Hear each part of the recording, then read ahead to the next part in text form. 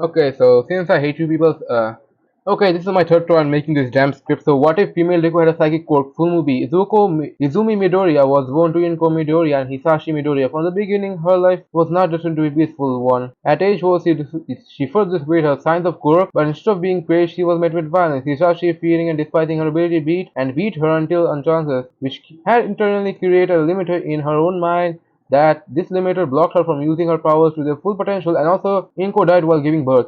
And at age 5, Hisashi threw her out of the house. From that day onwards, she survived on the streets, constantly on the edge of death, starving, freezing. She lived in a cycle where every day was about survival. At age 8, she nearly became a victim of assault, and from that moment of terror, shared her limiter and her power erupted in a fit of rage and fear as she killed the attacker, and that became her first kill as it set her down the path of kill or be killed mindset, which makes me happy because I made an Undertale reference. From that moment on, Izumi trained her to cook however she could. She discovered her psychic abilities allowed her to manipulate objects, bend gravity to an exchange teleport, and even suppress the power of others, and illusion ability is basically what Loki can do but a lot better. But she lacked equipment, lacked a mentor, and lacked safety, so every training session nearly killed her, and by age 9 she took her new name, Emerald Hunter, with a mask on, and began working as a mercenary. She killed for money and survived on the blood of others.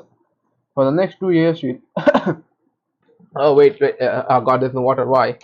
For the next 2 years, she lived in the underground, taking mission after mission. At age 11, she fought Aizawa and several pro heroes, and Aizawa's erasure cloak initially neutralized her, but her rage triggered another awakening, and she expanded her suppression, basically Quirk's suppression field or erasure field by 100 meters, disabling every Quirk nearby with a broken arm and a pure fury.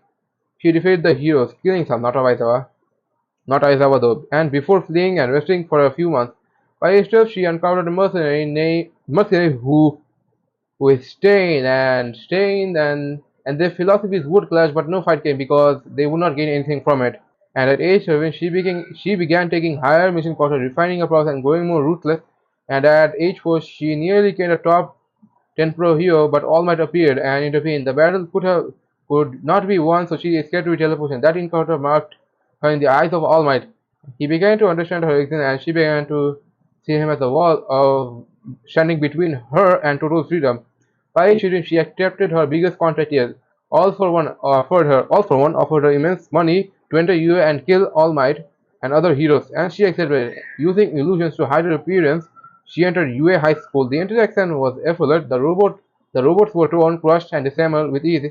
Her control of gravity and telekinesis made her the number one student almost in score with at least 1,000 points in the Quirk. And when she entered UA and got into the Quirk apprehension dance, she dominated again, setting rules that left even Aizawa suspicious.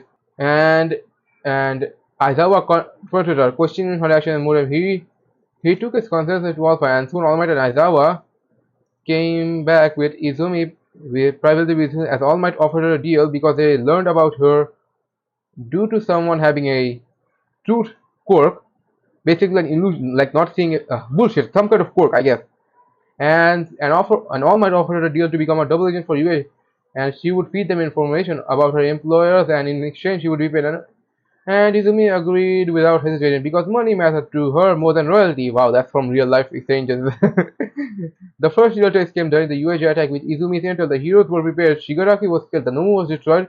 Kurigiri was captured. The League of Villains collapsed before it could rise. There was no extended weird threat from this one. At UA Force Izumi dominated. She ended the challenge very quickly, decisively. Basically, teleportation on the running test, well, obstacle test. Cavalry battle, she just teleported to the sky, basically flew to the sky. Against Torres, she forced him to use his fireside, manipulating the battlefield until he had no choice. And then she beat the shit out of Bakugo because she didn't really give a shit about anyone. Izumi did not care about glory or recognition, she just wanted to clear the hurdles in her way. And in Hosu City, with and also she managed to get Endeavor to intern her because she made Todoroki use his fire. And in Hosu City, when Hiroki made his move, but against Izumi, he had no chance, and she saw her chain and all the nobles who were, well, I guess, made by All for One, and Endeavor took credit, claiming that he had stopped train to protect the student. The public never knew because it would be bullshit for that, and I don't have time to explain that shit. The final exams are happened with no wait. Izumi basically teleported herself and her teammate to the finish line, and when the first training camp arc happened. With her teleportation, Izumi removed her classmates from danger before they could be hurt, and the Vanguard action for never kidnap Bakugo and their plan collapsed. Wait, I don't even believe this arc should be even happening in the first part, but whatever the shit. The hideout raid arc became the end for all for one. When he revealed himself, Izumi and All Might confronted her. She uses her suppression field to nullify his stolen quirk within a range. Together they destroyed him. Izumi stripped him of his empire and wealth and resources, keeping the spoils for herself. I really like this part. Money. Okay, and the professional hero license art was nothing formality, but with her gravity manipulation, she entered battles in seconds and passed without effort, which made people suspicious, especially the crowd.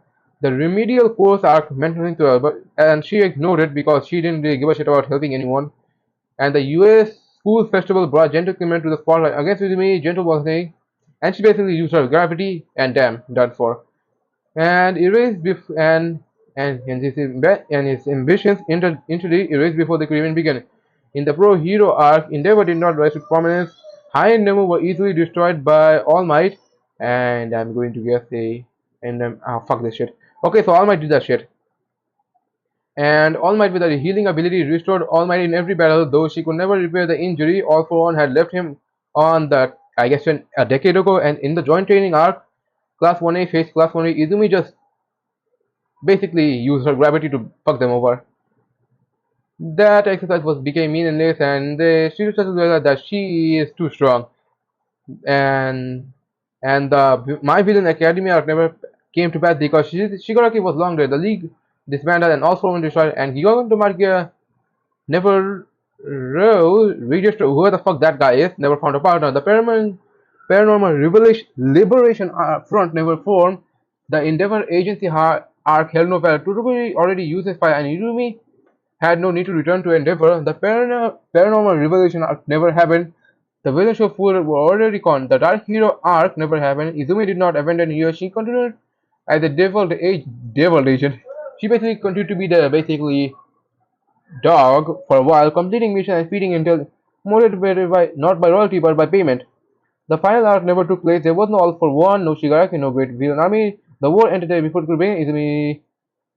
Izumi basically reached maturity, and this time Izumi Midori, the Emerald, became the blade that can cut down every enemy before they could turn the world. She was a student, but also Masane.